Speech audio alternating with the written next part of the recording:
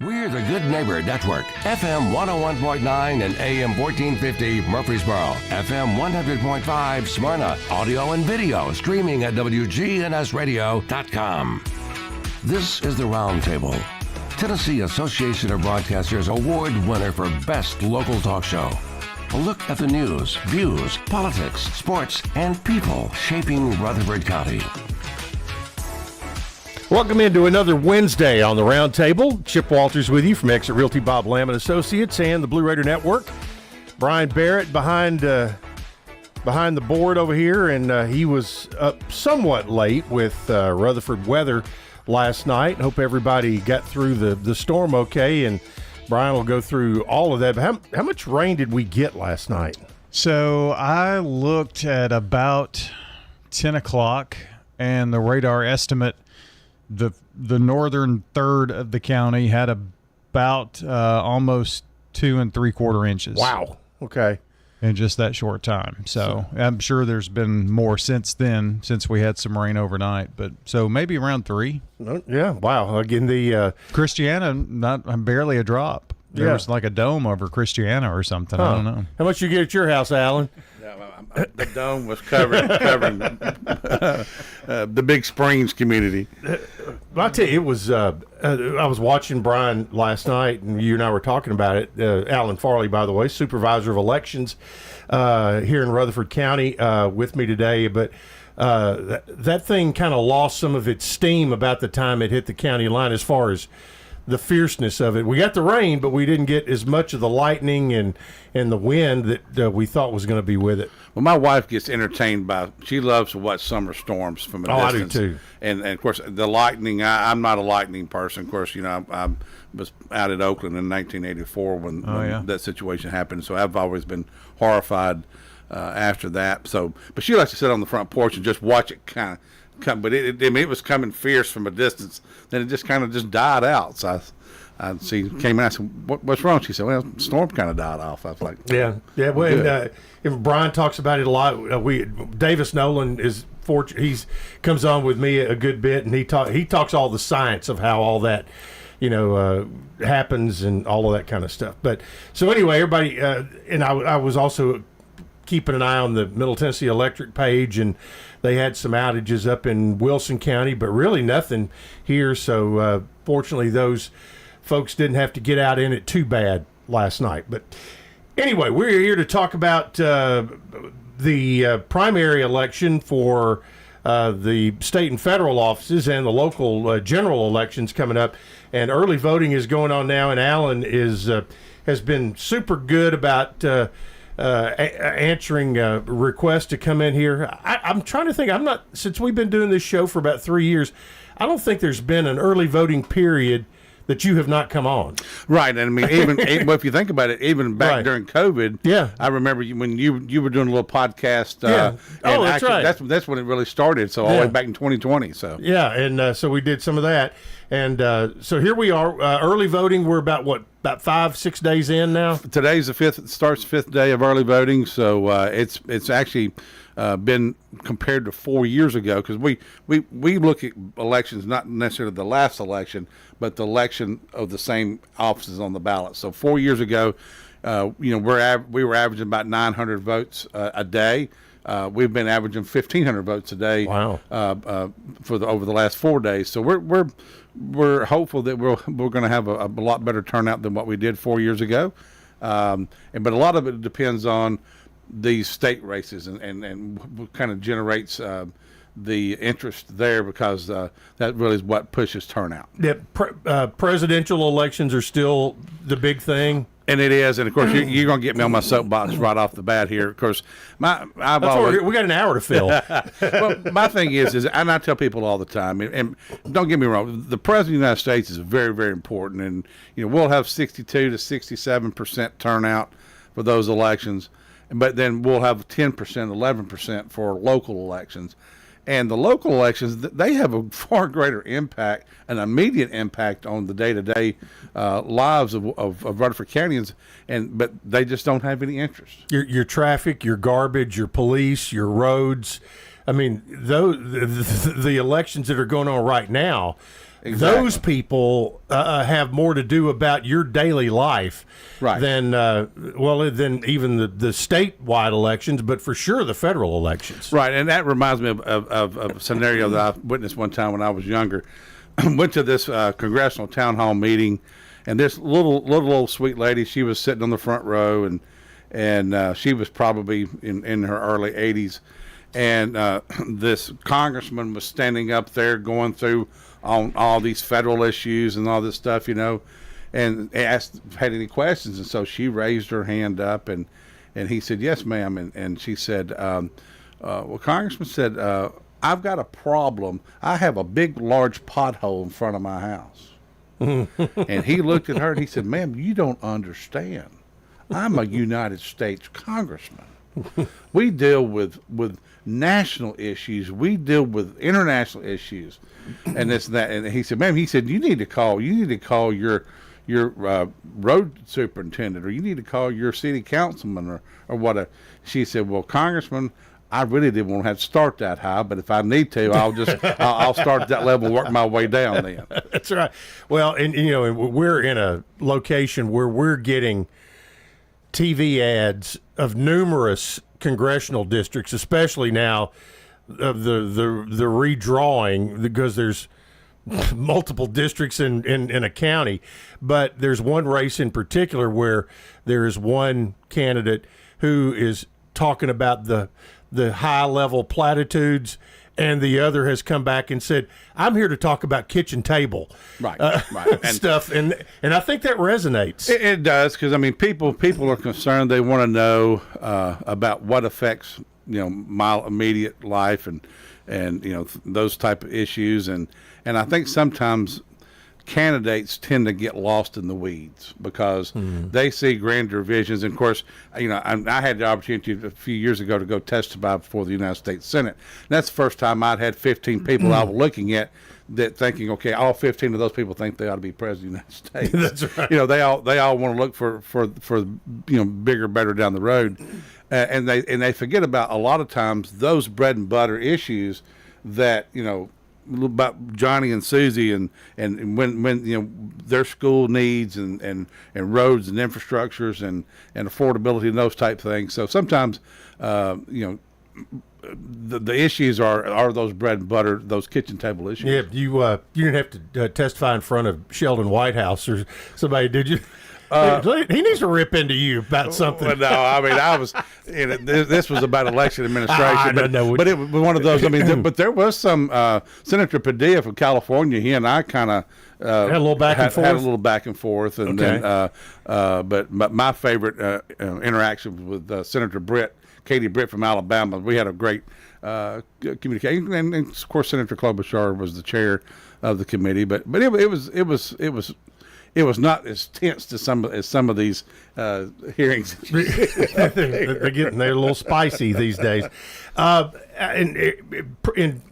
Indulge me here a little bit, because I like to do this every time that you're on, is replow a little bit of the same ground, and that is about our early voting system in this county, and actually our voting system in this county that changed, where Rutherford County was a pioneer in the current system that we have, where you have voting centers instead of precincts. And early voting is going on right now, and there's 9 locations? We have 9 locations. We have 5 here in the various parts of Murfreesboro. Then we also have 2 in Smyrna, and one in Laverne, and so I guess that's 6. That's 6 in Murfreesboro. Okay. 6. My Oakland MTSU math is 6 plus 2 plus 1 is 9. There you go. So, but yeah, so with those, and voters can go to any location. So if it's a situation that you live in Eagleville, but you work in at Nissan. Yeah, you can go right over to Smyrna Town Hall at lunch or after work and vote. and the ballot that that is pulled up on that machine is the same ballot you would get if you were voting at the Eagleville Community Center. That's right. I mean, well, my office is out near Sportscom. Yes. Or if I've got a meeting at MTAR, I mean, I've got 2 locations there. Or if I'm downtown doing something, I can run over to Vine Street, whatever, and do all that. And as you well know, it pains me to give you the credit for something here, but talk about how this all came about and the genesis of voting centers, and what role did technology play in that? And I've got another couple of technology questions as well, but just. Well, back, I was appointed as administrator of elections in 2014, and that was something that we have an association that's called at that point in time it was called the Tennessee Association of County Election Officials, and so there was this discussion out there about kind of wanting to create this concept. And so when I came in as administrator, my commission, which is made up of 3 Republicans and 2 Democrats, and I served on that commission back in the 90s and early 2000s, and so I had a good relationship with those members, and so everybody was on board about wanting to be a county that moved to this format. And so I had at that time I had a long-standing relationship with friendship with the Speaker of the House, Beth Harwell, and because I've known her since the mid '80s, and so this was something that was a piece of legislation that never could really make it through the House, and so she had some concerns, and of course, and it was really more the politicalization of the format, because you have the locations that you set up. So, and it's one of those that we put backstops into the law, to where you had to have a 4/5 majority. So basically, 4 of the 5 members. It had to be a bipartisan effort to adopt this format, and then also the selection sites for all of your polling locations. So it wouldn't be like whoever the majority party was could put all these voting locations and where the predominantly, Republican voters are, and then when the Democrats are in charge, they put all, they just move them willy-nilly. So there's some teeth to it, to where 4/5, so you had to have a bipartisan effort, and then in order to move them, there's some substantial cost with public notification and all that. So you have that cost deterrent. So when we set this in place, it was passed in 2016. We spent a year and a half on making sure the format and everything we tested, because I knew that once it was passed, and if we were not successful, and if we failed, then it would kill it for everybody. So we went through and made sure that we had every possible contingency covered, to where there would not be any issues. And it's been. I was around in 1994 when the early voting started, and that was a very transformative change in the process. But I'll tell you right now, if they called me today and said, "Okay, in 2028, you're going to have to go back to the old format of voting," I'd say, I tell you what, I'm going to go ahead and retire, because I'm telling you, you're going to have people. They will storm the courthouse with pitchforks, because the people really love this format. Oh, I mean, and I used to was over at Hobgood, and that's where I voted, but now it's so much more convenient, and you really have no excuse. And the people who work in these voting centers, they're so professional and so efficient getting you in and out of there. It is now the early voting locations: Christ Life Church in Smyrna, Lane Agri Park Community Center, Laverne Multipurpose Building, Middle Tennessee Association of Realtors on Butler Drive, Sportscom, the Rutherford County Election Commission Annex on Vine Street, Rutherford County Election Office on the Square, Smyrna Town Hall, and World Outreach Church Leadership Park. So there's the 9, and that will be going on through August 1st, August 1. So that's next Friday, next Saturday, a week from Saturday. Right, and the thing about, of course, our election, August elections are always on a Thursday. Now, March elections, which will be the PPP and the presidential preference primary, or the May county primary, they're always on a Tuesday. Right. November's always on a Tuesday. Right. But the August election. Why is it on Thursday? That's just the way the statute, the law was written. And of course, now I don't know whether all your judicial offices are on the ballot in August as well, based on the state constitution. So those are two things that are unique about the August election, but it's on a Thursday. So, which also early voting gives three. So the August election always has 3 Saturdays. You start on a Saturday. We start on a Friday. Okay, and then you go into that immediate first Saturday, and then then it ends, because the early voting will always start the 20th day before Election Day.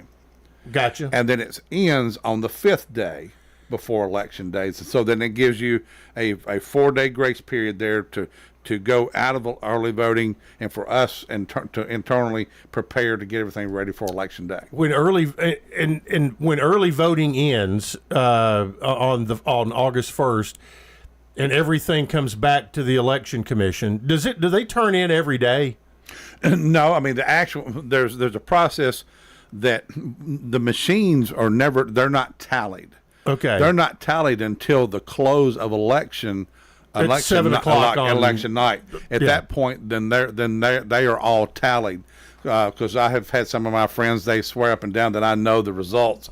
I do not know the results after early voting. Well, that was kind of the question I was getting to. Right. And I'm sure that there's a law in place that does not allow you to do that, even though that's the first thing that typically will come out on election night will be the early voting results. You've got everything there. You've just got to tally, correct? Yeah, the only votes that are tallied before 7 o'clock is we have what we call an absentee counting board. And we have it's a board that has 5 Republican members and 5 Democrat members. And what they do is all the by-mail ballots. And I think right now for this election we've had, I think, 360 that have mailed out that have requested it, but now how many come back? So what they'll do is they'll go through, and so they'll convene for this election. They'll convene at 2 o'clock. And then at that point, they on election day. Yeah. And then they will go through, open up the secured ballot boxes, take those ballots out, and then they have a process that they 1R, 1D, they work together as a team, and then they go through, and then they tabulate, and then we sequester. If they get done before 7 o'clock, they are sequestered, and so they don't even. I mean, and so what they do is, so that's the only live ballots. But now, because at 7 o'clock we release, or 7:15, 7:30, whatever sometimes we get everything tabulated. Right. We'll release the early voting and the absentee votes, and then at that point, unlike because in Tennessee, we have a clock, and when the clock at 7 o'clock hits 0, then there's no other voting. So basically, you're not unless you're in line. Yeah, unless you're in line. Yeah. So if you're in line at 7 o'clock, then you will be able to vote. But unlike California, they had an election that happened in June, and I think it was finally they were through counting ballots in July. So basically, we know election night when we walk out of there, and this is one of the great things I love about the vote centers, is that within 90 minutes, in most cases, and within 90 minutes of the time the polls close, we know who the winners are. The unofficial winners are at that point. So when we walk out of there, at 10:30, once we're done doing all of our required duties, I know at that point, hey, this is it. Now, you have some provisional votes that may have to be counted, and those are people that they registered, but for some reason the registration didn't make it to us, and then we go back. I've never really understood what provisional ballot means. Well, provisional is, say you move to Rutherford County and you go through the Department of Safety, and when you change your driver's license, and then you register. Because we in Tennessee have the driver's license voting. Yeah, the motor voter. The motor voter. Yeah, Gotcha. and that's actually that was federal that actually passed back in the mid 90s at the federal level. But what it is, so Chip Walters goes to the Department of Safety or Department of Homeland Security now, and then they actually, you check on the box, yes, I want to register to vote. And so that information should be sent to us. Yeah. But for some reason, the information did not get transmitted from the Department of Safety. But you, Chip Walters, did everything that you were required to do. So at that point, you come in, you're not on our voter roll.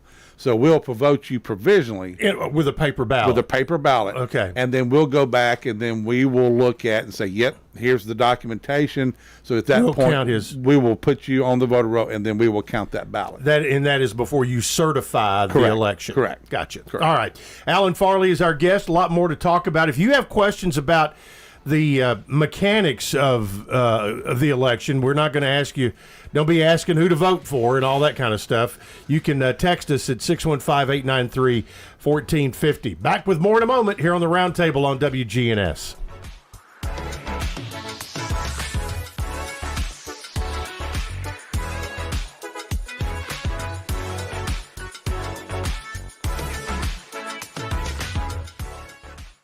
When it comes to your child's health, you want care that's close, convenient, and centered around the needs of your family. At MMC Pediatrics, we're more than just doctors. We're partners in your parenting journey. Here for every growth spurt, for every boo-boo, every fever, and every flu. Our team approach means that your child always sees someone that knows them. We are MMC Pediatrics. We are right beside you. Every step of the way.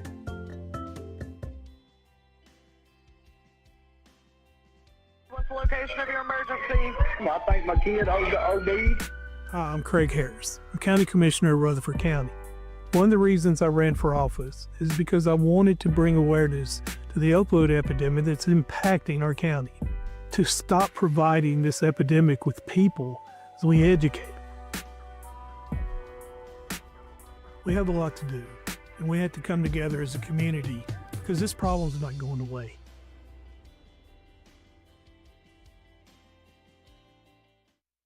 Are you tired of feeling like just another number with your insurance provider? At Rayburn Insurance Agency in Smyrna, Agent Rick Hall prides himself on offering personalized service that puts you first. Every client's needs are unique. From personal home and auto coverage to tailored business insurance, Rick Hall's got you covered. Rick Hall at Rayburn Insurance Agency in Smyrna, where you're more than just a policy number. You're a neighbor.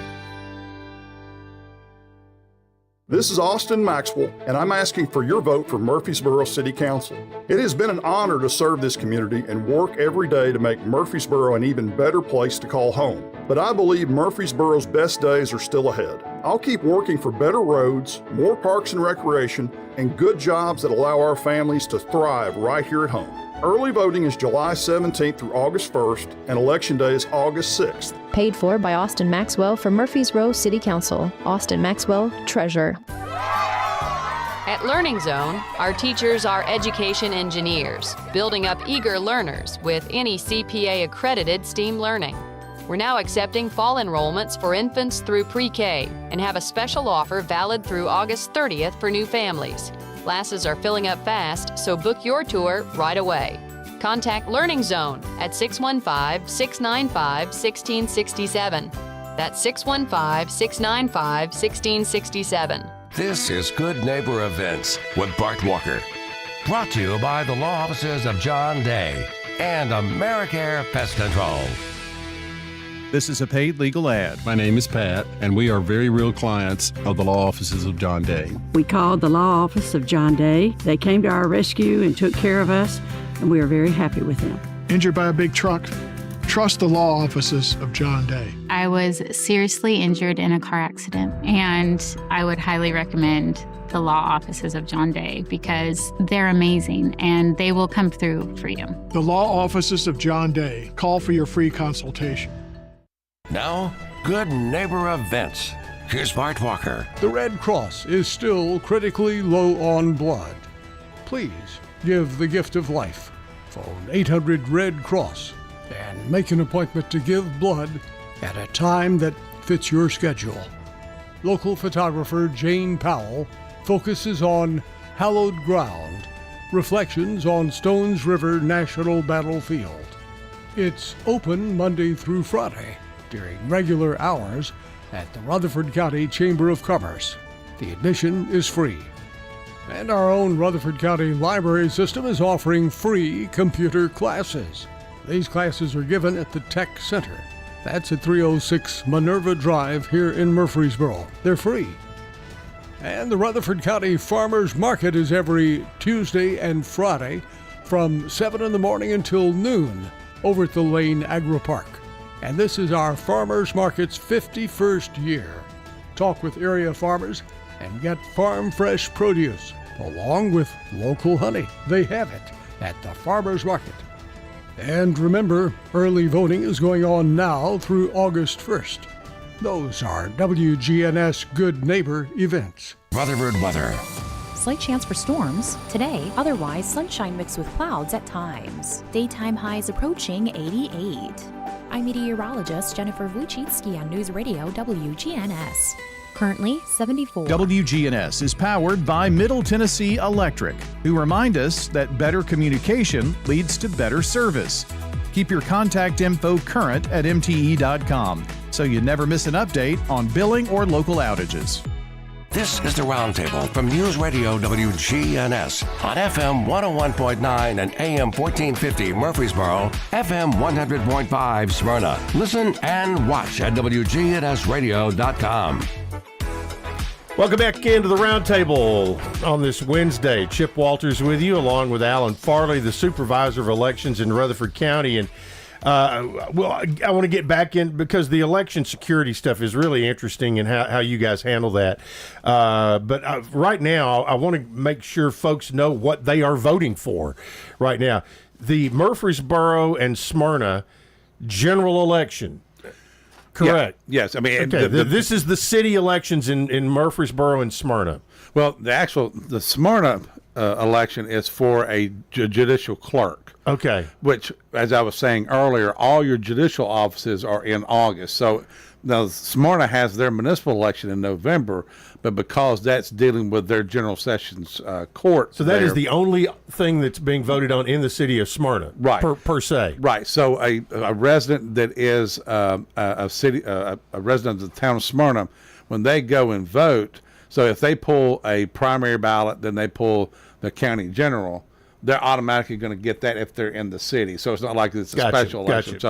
So that question is on their ballot, but only the persons that are residents of the town of Smyrna will actually get that question on their ballot. Yep. If you are a resident of the city of Murfreesboro, you will vote for three different things. One being the city mayor, Shane McFarland, the incumbent against Nathan Bennett, who is an independent candidate.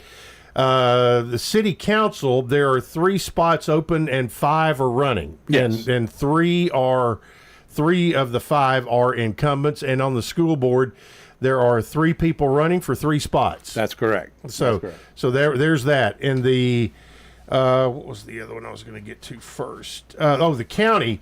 Now that's where the county ballot, depending on what because if you go in the machine, whatever county commission district you were in, that is what will show up on your ballot. Yeah, correct? the sample ballot shows everything. How does that work? So what happens? So the machine. When you go in. Okay, so when you go in and your registration, when you get your ballot application, right? So you are assigned a precinct. Correct. And so, and I'm not for sure exactly. I do. You've not moved since. Correct. So you saw what black. So you're either in precinct 21-1 or 21-2. Right. So District 21 is your county commission district. Right. Well, and I'm going to have a new commissioner. Yes, you will. Yeah. Because Shanto is retiring. Correct. And not on the ballot this time. But so districts that have split. So District 21 is represented in the state Senate by Senator Reeves and Senator White. So at that point, you cannot have a split precinct.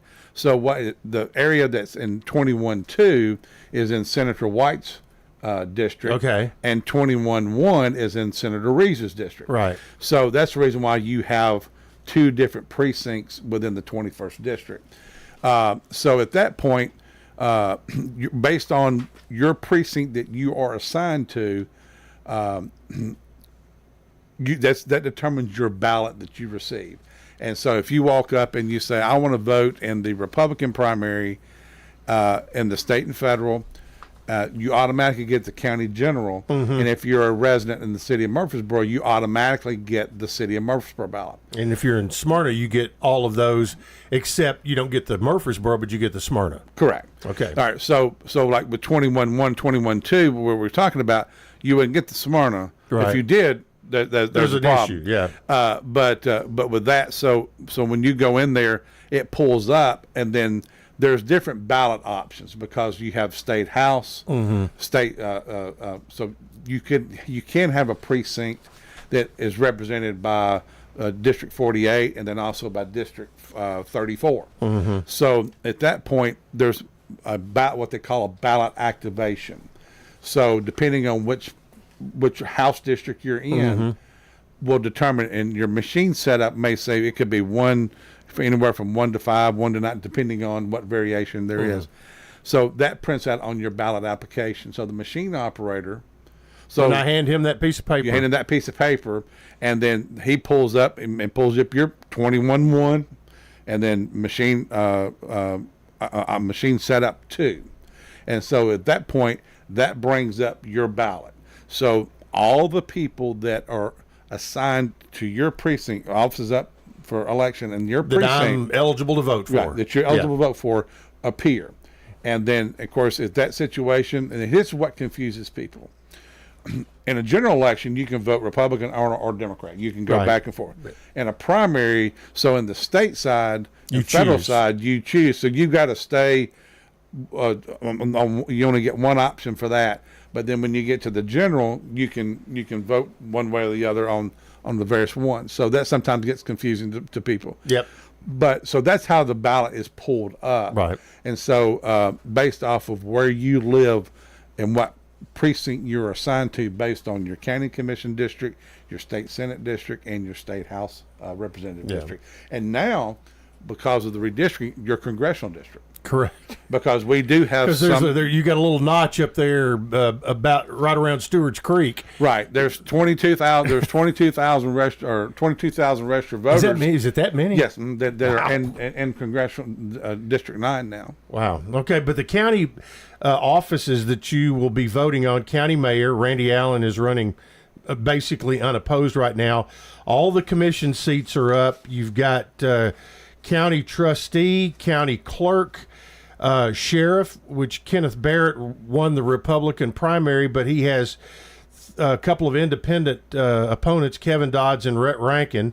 The circuit court clerk and the road board, and there are 6 school board members. And then you have the questions. Right. Now, on the school board and the road board, those are zones. Those are zones. That's right. So what you have is there. So they'll have 3 up. So this cycle, zones 1, 4, and 7 are on the ballot, and so those represent zone 1 is in county commission districts 5, 11, and 12, which is Laverne and Smyrna, and then you have 4, which is 8, 9, districts 8, 9, and 10, which is Rockville, Eagleville, and then the Amelville, Rock Springs area, and then you've got zone 7, which is districts 14, 19, and 20, which is the North Murfreesboro. Then you've got 19 is the Franklin Road, Rockville, a little part of Smyrna there, and 20, which is the Blackman area. Yeah, and then you get the always interesting judicial retention questions, which those are very important. Yes, they are. And some people overlook them. They do, and a lot of people, because they just don't really may not know the names. Well, don't know the names, or if they're sitting there and they're going, okay, East Tennessee, West Tennessee, why does it really matter? I live in Middle Tennessee. But because basically they are appointed positions by the governor, but then they have to, based on their role, the job that they have done. And most people don't, unless there's only been one time ever that a vote has a sitting judge has been voted out. Really? Mm-hmm. One time ever? One time ever. Wow. And that was a concerted effort led by some folks in the legislature to where that was done. But anyway. Well, and we mentioned the statewide elections. This will be the primary, so that's where you'll choose Republican or Democrat. In the office, of course, the gubernatorial primary, the state Senate. You've got the House of Representatives in those districts, and so you've got that on each side. So that's all going to be obviously pretty interesting, because like we said, we sit in a spot now where we get all these, that's one of the things I think is the most confusing thing about this year's primaries, in particular for congressional races, is because you had the redrawing happen so soon, close to the election, that I think there's a lot of confusion. I don't know if there's people who are banking on that or not, but there's a ton of confusion. Okay, am I in the Andy Ogles Chaz Mulder race, or am I in the whatever, Right. whatever, the Scott Desjardins and whoever else? Yeah, and it's one of those things that we're in the Nashville media market. Yeah, and of course, which covers a lot of ground. Right. So you've got the 5th district, you have the 4th district, you have the 6th district, and you have the 7th district. So all of those. So you're running commercials now. I'll tell you a funny story. Back in December of last year, we had a special election in the 7th congressional district, and of course it was very heated and very contested. But it was only... That was the one Kyle Van Epps won. Is that correct? Matt Van Epps. Yeah, Matt Van Epps. So we had numerous calls and people who came into our office. They were mad. Because they couldn't vote for... Because they showed up to vote and nobody was there. And they said, well, I want to vote in this election. It's important, the control of the House of Representatives and all this other stuff. I had one man that wanted to fight me, and I said, well, that's a first. Well, yeah, but I said, sir, I said, your congressman is already is been elected, is already seated. You're in the 4th congressional district. I don't care. There's an election going on, and it's important, and I want to vote. Well, I said, I appreciate your passion. Right. And I wish there was people, yeah. And I tell people all the time, I wish our people were that passionate about voting in all these other races. But because it was the only thing on television, and it was being talked about on the national media and everything, but they were, and we can always tell too, I always know when the Nashville mayor's election, metro mayor's elections going on, because we actually stroke count them. How many calls come in? Because people in Laverne, they went to the Laverne Middle School or Cedar Grove to vote, and nobody was there. Don't understand why. And maybe because some of those people might be paying their electric bill to NES. Could be. So. But it was one of those things. But it's always been that way since I've been administrator. And it's one of those things that they work, they play, they do everything in Nashville. They just sleep and lay their head down in Rutherford County. Yeah. And so, but they feel like that they should have a say because they work there or whatever. Because that's where their lives are, and they don't realize they drive past a little imaginary line there on right before you get to Walton Road. It takes you from one county to the other. But so people are very passionate. They do get confused. So it's one of those things that we deal with trying to educate voters. Yeah. So speaking of educating, go to ruco.vote and check right there. The very first tab you get to, you can see the sample ballot. Do 5 minutes of homework before you walk in there, but go and check the sample ballots, and also go do your early voting. And if you don't know what county commission district you're in, the Smart Rutherford app, I think you can use that, and it will tell you where you are. Yeah, you can go on the maps portion of our website at ruco.vote, and you can put in your address, and it will tell you exactly where. And I'll tell you, one of the best apps out there is Go Vote TN. Yeah, that's from the Secretary of State's office. You can download the Go Vote TN app, and when you go in, what I tell people all the time, you put your information in there, your name, and then put your zip code, and then what it will do is it will literally pull up your ballot, and you can go through. So that's a true sample ballot for you. Yeah, for you. Yeah. And so you can go through and you can mark, or, you know, and in my case, my wife tells me who all I need to vote for. No, I'm just kidding. And so you can actually mark them. And then you pull the app back, and when you walk in, you've done your research. Mm-hmm. And so you've kind of got your sample ballot marked. And so you pull that up and you go right through, and it helps you speed the process up. And one of the things that does slow people down is the judicial. And of course, in November we'll have 3 constitutional amendments, and they're going to be wordy. And so state or U.S. State okay. constitution. And so what are they going to be, by the way? We'll talk about that in a minute. We need to take a break, and we'll talk about that. And also, I want to get back into a little bit about voting security and how people should.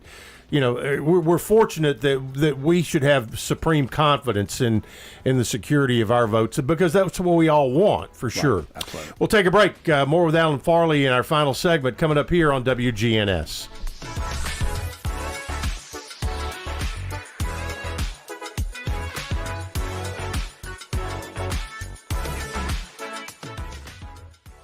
When it comes to your child's health, You want care that's close, convenient, and centered around the needs of your family. At MMC Pediatrics, we're more than just doctors. We're partners in your parenting journey. here for every growth spurt, for every boo-boo, every fever, and every flu. Our team approach means that your child always sees someone that knows them. We are MMC Pediatrics. We are right beside you every step of the way.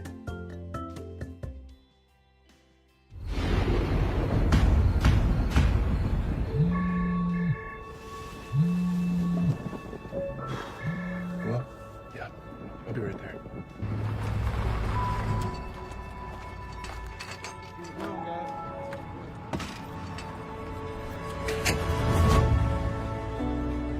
It takes all of us to power a community, both in plain sight and behind the scenes. Middle Tennessee Electric, bringing good energy. First Shot transforms Rutherford County youth. Coach Andy Herzer leads dynamic basketball camps and clinics, building skills and character since 2003. Kids dive into exciting STEM projects, sparking creativity through hands-on coding, art, and dance. They elevate their mind, spirit, and body in summer and winter programs. Visit firstshottn.org today to learn more. First Shot, where kids gain, elevate, and develop.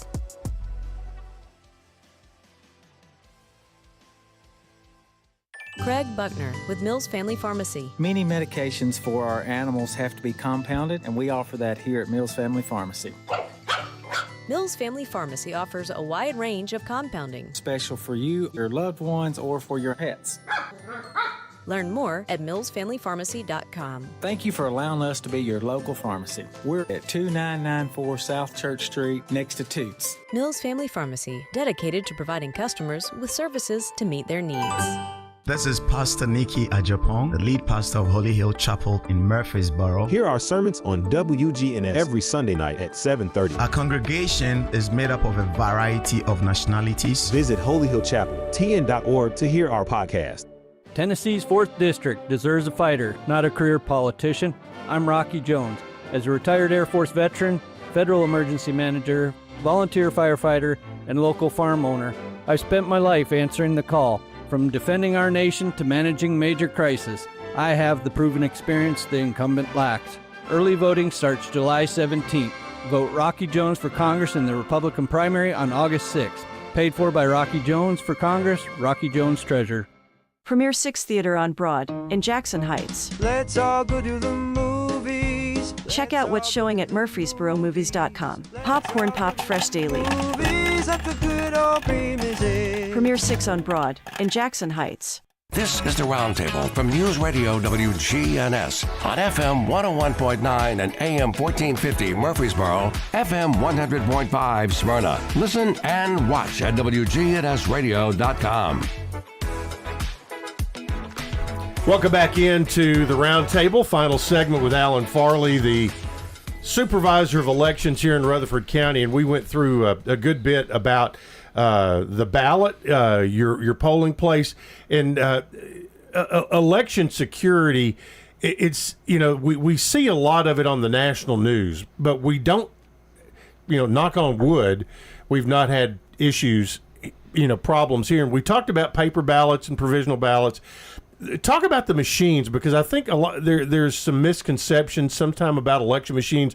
Oh, well, they're just hooked up to the internet, and the people from New Zealand can come in and change my votes and all that stuff. Kind of tell folks how the machines actually work. And you have when did these new machines go into? Well, after 2024 was the first election that we voted. The new machine. The new machines. And so this is our second election cycle that we have the new machines, which the new machines have a verified paper audit trail. So when you go through and you vote, then when you before you hit the red cast vote button, you'll have to go through and verify, and it prints out. So what's entered into the machine, it prints out under the office and the name of the person that you voted for. So the way the process is set up, both political parties, they appoint machine technicians. So the machines are actually programmed and tested. So they have to go. So if we put 290, 300 machines out there for election, they go through and they program and they test every single machine. So they go through and they test to make sure that, Mickey Mouse, when they vote for Mickey Mouse, it actually records a vote for Mickey Mouse. Or if it for Donald Duck, it records for Donald Duck.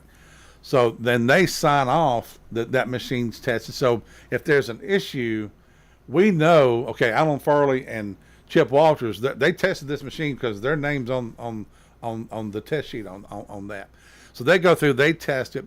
And so the machines, they have a counter, protective counter numbers on it, and so everything is sealed off. And so at that point, there's a tally tape, and there shows your counter that there's 0 machine votes on that machine.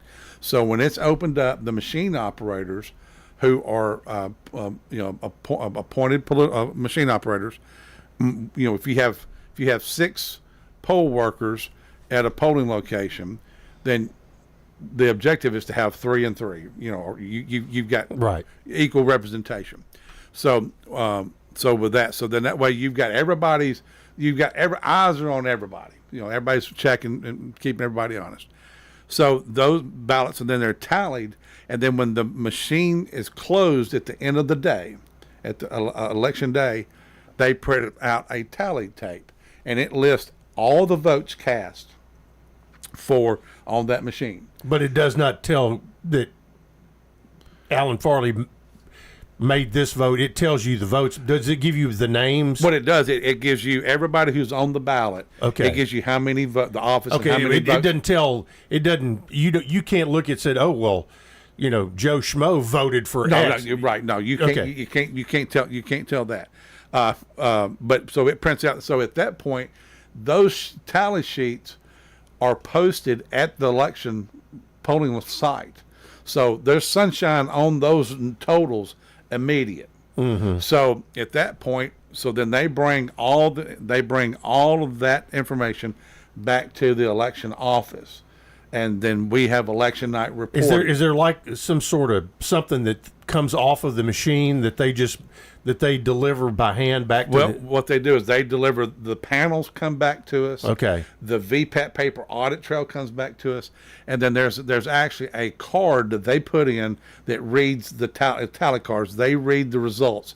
So you have the tally card and the results. You have the actual panel with all the information, and then you have the verified paper audit trail. And so the tally cards and the tally tapes all have the same number. So it's already put out there immediately after the polls closed and the machines are tallied. And so that way, and then when it comes back to our office, all machines are tallied. And then that's how we keep a running total. And so then when we certify, we go back through and pull all that to make sure that everything balances. And also too, if you have a machine and there's 100 ballot applications, because you had 100 people so if you had 100 votes on that machine, you better have 100 ballot applications, signed affidavits of the people who voted. Now you don't know how they voted, but it just knows that you balance. You've got 100 votes, you got 100 ballot applications. So all that, it all balances out. So the machine, and you all do that. That's part of your verification process on election, not on election night. And then how soon after election day do you verify? We go into post election audits, and then we will certify the election. By statute, we have to certify before the third Monday after the election is the last day. We always try to certify by the second Monday of each election. So and that that gives certification us about 10 days. process is basically going back and making sure everything matches. Right. Back during the presidential, I think we had 152, 100 some odd thousand. Yet we that many votes. We have that many ballot applications. Everything balances out, and it's a post-election audit of all the things that we have to do. So there's an audit that goes through that certification, and then so at that point it's certified. That is the results. That's the final results, and that's what is certified. And then those people are at that point duly elected. Now, machines are not N-O-T capital connected to the internet. Never have, never will be. Now, I'm only speaking about microvote, which is the machines that we use. Because, now, the other type of equipment, I know they're not, but I don't deal with those, so I don't speak on those. Right. But the microvote machines that they are not connected. They're not connected to each other. They each stand alone machines, and I mean that's why you have the panel and the tally card and the written receipts, basically. Right. And so those machines, my votes go on that machine. My family's votes go on that machine, and I tell you right now, I vote early. My thing is, I want my vote to count. So if I'm gonna put my vote on there, then I mean, if everybody else puts their vote on it, it's gonna get counted as well. Yeah. Because I want to make sure that mine's counted. And all this hogwash about you don't need to vote. You're gonna cancel out my vote. Your vote counts. Your vote counts. All right. Before we wrap up here, I want to give you an opportunity to talk about the real heroes of the election process, and that would be the poll workers. Absolutely. And I'd love to be able to take credit for a lot of things that goes on. I'm just there to one to kind of guide the ship and kind of set the parameters that we have to make sure we follow the laws. But it's the poll workers, it's the citizen poll workers that make this process work. I have a tremendous staff. They do a great job. They work hard, and they work with recruiting and work in training of our poll workers. But it's the people that you see in the grocery store, you see at church, you see at school PTA meetings, you see at the gym. Those are the people that conduct elections, because there's 8 of us in our office, but we need 400 people to actually run an election. And so so it's not the 8 people that are in the election office that make it work. It is those people. And I tell you, if you're retired, or even if you're not retired and you have the ability to take time off and be a poll worker, be an election official, it's a very worthwhile deal. I encourage you to call our office at 898-7743 and participate. We will train you. We'll get you to where that you will enjoy it. And sometimes it's not for them, because it is a long day. But when you're done at the end of the day, hey, the people have spoken, and I have played a part in that. What makes you sleep well on August 5th? Well, I don't get a lot of sleep the last couple of days before elections because I'm one of those. I'm a control freak. I want everything to go perfect, and even I'm a logistical person, so I want to move people through. And so when we have lines that establish, even if it's a 10-minute line, 10 minutes to waiting to vote is not 15 minutes is not a long time, but I want it to be flawless. It goes through step by step. So those things, making sure that we serve the people, because we work for the taxpayers of Rutherford County. So we want to make sure that everybody. It does not. I mean, you may have choices. We all have choices and preferences, but it really doesn't matter who wins from your seat. It's did we do it and get it done correctly? Right. And I mean, I've got to make sure that the 550 pages and the state statute dealing with a law book dealing with elections is carried out. And people ask me, say, who are you for? I said, I'm for large margins. Yeah. That's where it doesn't come down to. Because if it comes, we've had situations to where elections have come down. Had one a couple of years ago, the Laverne Alderman. There was a 3-vote difference, and there was provisional votes. No, 2-vote difference. There was 2-vote difference, and there was 3 provisional votes that had to be counted. So I brought the candidates in and said, hey, y'all need to be to register as poll watchers and let y'all watch this process play out. And when the election commission counted those provisional ballots, and so because if it flipped it, they actually saw it right there. Wow. So as much transparency as possible. But I'm one of those. I mean, I cast votes. I don't win all my votes. But the thing is that when I leave, I know the will of the people has been done. When I leave, and on the night of August the 6th, I know I can lay my head down and sleep like a baby because I've been there for 18 hours. Yeah. Number one, but number two, I know the will of the people spoken, and that's what's being carried out. Well, and I hope that folks here today learned something that lets them know that it will be a safe and secure process. And again, ruco.vote. Go there. You can do your homework as far as the sample ballots, or as Alan said, the app. I just downloaded it myself. Go Vote TN. You can put your information in and get exactly what your